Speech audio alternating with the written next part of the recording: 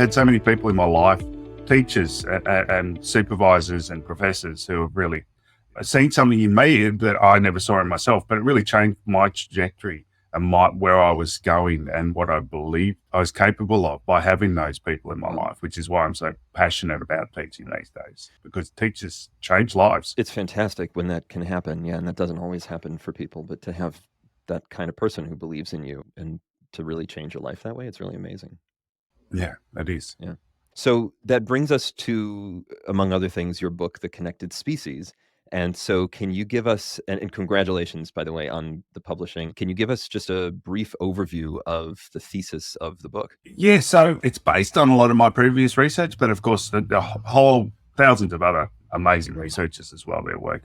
But it's the idea that we as a species aren't the strongest species around, and we're not the fastest species around, and we don't have the largest brain of all the species. But we've become the alpha species on this planet Earth, and we've taken over every and nook and cranny of this Earth due to the fact that we're connected, due to the fact that we actually collaborate with each other. And our driving force and our pure nature is actually to collaborate and to empathize and to be connected, to actually work with each other. And we are the only species on planet Earth that actually connects across groups. So you can think of bees, for example. They have amazing hives and they have amazing communities within that, and they all do their special jobs and everything else. But one beehive will never tell another beehive that there's some cool, flowers over there that we didn't get to pollinate, or would you like some extra honey? And you can give us some honey later on when we need it. We are the only species that does that. We're the only species that actually connects across groups and actually works across groups and collaborates across groups.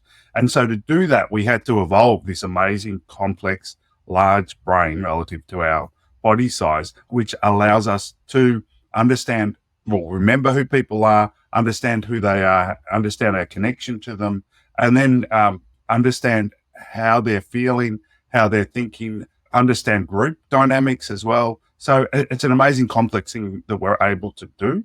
And it is the best thing we can actually do. So actually sitting down with someone face to face and communicating with them, someone you trust, is better for your mental health than anything else you can actually do. It's better than any drug that's on the market. Pharmaceutical companies get all upset by that idea. But there isn't a drug which is actually as good for your mental health as actually sitting down and chatting to someone. So we need to get back to that, and we need to actually realize that we're all part of this huge, big species that has enabled us, and everyone being connected has enabled us to get to where we are. And so we need to do more of that to move to the next level. And I think we can. I think we're just at a bit of a crossroads at the moment. Yeah, this is fascinating to me. So one of the projects that I've worked on in the past was the school had an online school and they had an in-person school. And we were continuously having trouble getting some of the same results out of the online program. And at one point we started breaking it down and we said, what are we doing in person that we're not able to do online? Is there something in the educational aspects of it? And when we looked at the two of them, it was pretty one for one. Most of the things that you could do in person that you could do online. And someone just said at one point, it just doesn't feel the same. What is that? Like, right? So that's like the bridge you're talking about, right? Where is this gap? Because I've seen it, I've felt it, I've seen it in the data. I'd love to have a name for it. So yeah, there's a couple of things that happen when we meet on face to face that can't happen when we meet online, and makes it really difficult. So number one thing, and the most important thing for us as humans and as mammals, is the first thing we do when we meet up with someone is we touch them.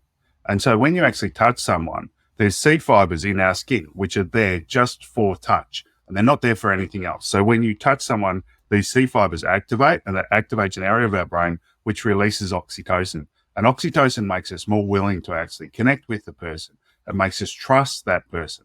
And we don't get that when we're online. And of course, in all societies, we have some way of appropriately touching each other when we actually meet. So in stoic societies like ours, we shake hands. And even the Inuits will actually rub noses because it's the only part of their body that's actually showing. And so they'll get those C fibers active by rubbing each other's nose, and therefore they'll get that oxytocin release so that they'll actually feel more connected to the person and they'll actually trust them more. So that's the first thing that happens. Second, there's a body language. So when we're online, we only see people from the shoulders up. So you don't actually get the body language. Now we have a whole mirror neuron system which activates when we're actually seeing somebody, their whole body, and that actually activates the same motor plan in us so that we can then understand how that person's feeling. So if that person's hunched over, our body and our motor plan does the same thing so that we understand, oh, that person's feeling a little bit depressed now.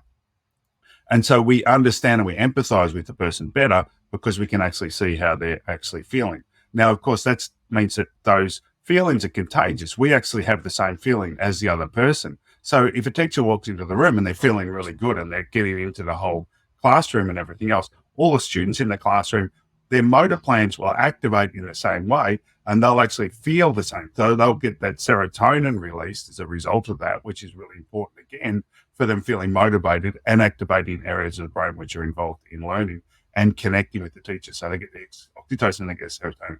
You also get a whole bunch of endorphins released as well because of the fact that you're in the same room as someone and therefore you feel safer, because we feel safe when we're around people that we actually trust. It goes back millions of years, and that's why we love being in groups and we love being around people we feel safe with. So if you feel safe with your teacher, then you're going to have a whole bunch of really important neurotransmitters released, which is going to make you less stressed and more engaged in whatever it is that the teacher or whoever it happens to be actually wants to tell you about. Also, eye gaze. So eye gaze is a big problem when we're online. So we don't know where the other person's actually looking. An important part of the learning process is the teacher will actually, or somebody, whoever you're talking to, will look at something and you understand that they're actually referring to that when they're actually looking at that. But we can't get that when we're online because I have no idea what you guys are actually looking at. And you have no idea what I'm actually looking at if I look over there. So we don't get any of that information as well, which is all automatic. There's also a whole bunch of problems with where people put their cameras, because often people, I'll pick on you, Brian, people will put their cameras down low. And if the camera's down low, then it actually looks as though you're standing over the person. Mm-hmm. And that's actually an aggressive mood. And so, yeah, so we actually need to make sure our cameras are eye level like Sean's got his, or above eye level, because then it looks as though you're actually at the same level of them, or you're underneath them. So that's the right eye level. But most people have their short, Brian's now going to move his camera. Literally reorganizing. Moving his camera as he's doing this. Yeah, so if you've got your camera low, then you're actually looking down at the person, and that's an aggressive stance from an evolutionary point of view. So our brains automatically say that's aggressive.